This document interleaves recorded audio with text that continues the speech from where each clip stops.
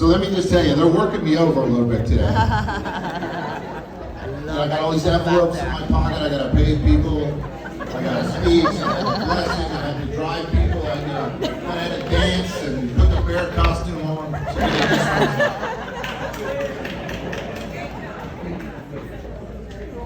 I had to write this down because I'm a little older now and I can't remember shit anymore. So good evening, ladies and gentlemen. Before we begin, I'd like to just properly introduce myself. My name is Terry Rossi, and I'm the proud father of Sydney.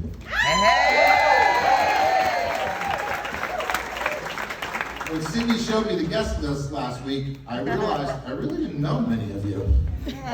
So if you happen to just stumble in here, have a good time, enjoy yourselves, but leave a couple bucks for the bartenders and waitresses. On behalf of myself, my wife Lisa, and Anthony's parents, Tony and Kathy, I want to extend a warm welcome and our sincere, heartfelt gratitude for joining us here today to celebrate Sydney and Anthony's special day. Hey. 14 years ago, I had the privilege of giving my first father of the bride speech for my other daughter, Lauren. It was pretty good, I thought. And many of the things I said, I'd probably say again today. I wanted to reuse it, but I didn't. So just know there's some self-imposed pressure on me tonight. Sydney, just know I did the best I could. You see, Sydney's a strong, independent woman. And for the last 28 years, she's never let me forget that. She's always been a strong, independent woman, even when she was a little girl. She grew up at our house in Tabernacle. She had plenty of land and water and woods to play in. I remember when she was really young, maybe 10 years old. We had a golf cart and Sid would ride all over our farm. Then one day, she's a quarter mile down the road at her girlfriend's house with the golf cart parked in the driveway like she had a license. She was 10 years old. Sid's always been a strong, independent woman. Sid's tough and not one to openly share everything. She's not like her husband Anthony, who once described himself to me as an oversharer. One day not too long ago, I came home and found an envelope from a university. I thought it was a brochure or something, so I opened it, only to find out that Sydney quietly completed her master's degree, and I didn't even know she was pursuing one. Sydney's a strong, independent woman. Lauren said, yeah, I'm not. And while some people have an extensive network of friends and acquaintances, like Anthony, who seems to know everyone and is universally loved, Sydney has a much more selective, small circle of friends. They're her best friends, and they're here today. Many of them are here today, and I'm really happy about that. In addition to being strong, Sid's also fun-loving, caring, and a really thoughtful daughter. She's smart as a whip, and one of the best laughs I've ever heard comes out of her mouth. Makes me smile every time I hear it. Yep. When she was young, she was super creative. She would sit for hours and she would design roller coasters and amusement parks and whole cities on a computer. She couldn't even hold the mouse in her hand because she was too small, but she would sit there and do that until her eyes bled practically. Very smart.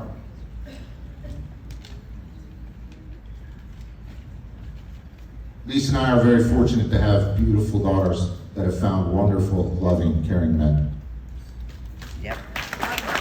David and Anthony, you guys are pretty lucky. Go ahead, give it up for the guys.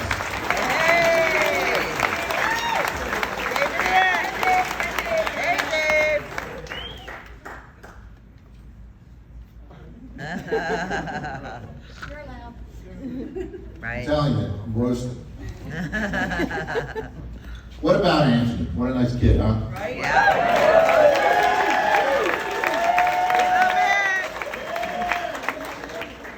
Just this week, Anthony wrote Lisa and I a really heartfelt letter.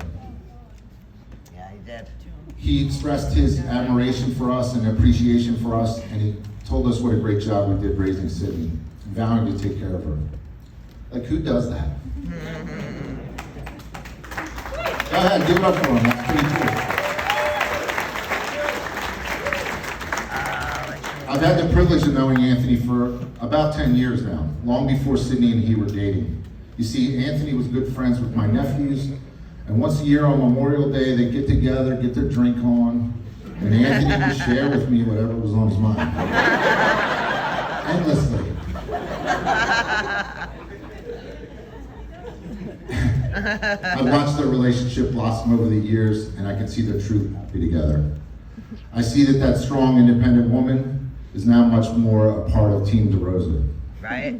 They're secure enough in their relationship to enjoy time apart, as well as cherish the time they have together. Anthony, I'm delighted to officially welcome you into our family. Hey, hey!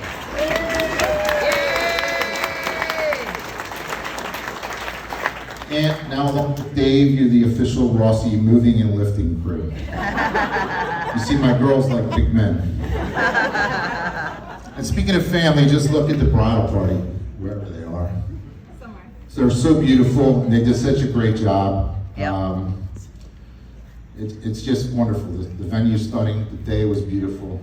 And Sydney, Lisa, and Grace really did a good job with that. So from all of us, thank you very much. Hey, hey! I promise I'm wrapping this up and then we can get going. But recently I've been thinking about the time with my daughters, and I realized you only really have 16 summers with them. After that, they start getting their driver's license and they're out on their own. It's like kind of freeing a bird from a cage. They're still around, but they're starting to build their lives as adults. And I say 16 summers, not 16 years, because time goes by so fast. You blink your eyes and it's over. You know, when you have a child, when the child's first born, you just want them to be healthy. Then you just want them to be happy. Then you just want them to be liked. Then you just want them to be a good student or a good athlete. But now I just want them to be them. Yeah. So true.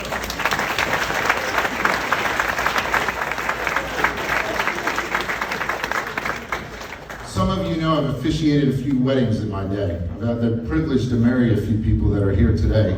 Phil and Diane, Charles and Rachel, Hey, Ryan and Grace, and most recently, Tori and Ilya. I thank you all for that honor. When you officiate a wedding, you want to leave the bride and groom with some advice about what's ahead. So Sydney and Anthony, here's my advice to you, and really this is for everyone here. First and foremost, do as I say, not as I do. Second, take the time to enjoy every minute. It goes by very fast. Be present with everyone you encounter, especially each other. It'll be very rewarding for both parties. Make life experiences. This is how you can have a close, deep, and loving relationship as a couple, as a son, as a daughter, and as a parent. Always remember to express gratitude. We have so much to be thankful for, and it's really easy to overlook the blessings in our lives. Take a moment each day to appreciate the small things. Be mindful of the words you speak.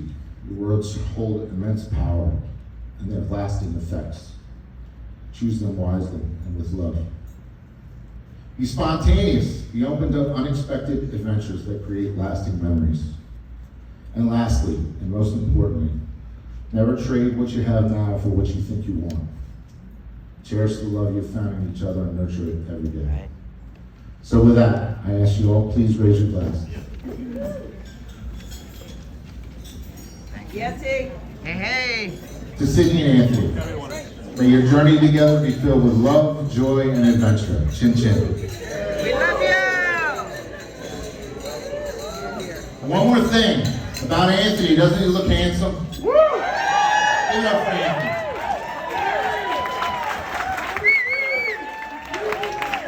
And Sydney, isn't she lovely?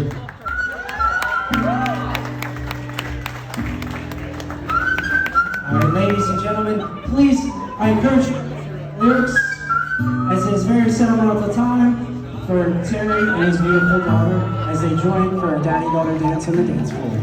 Hey, hey!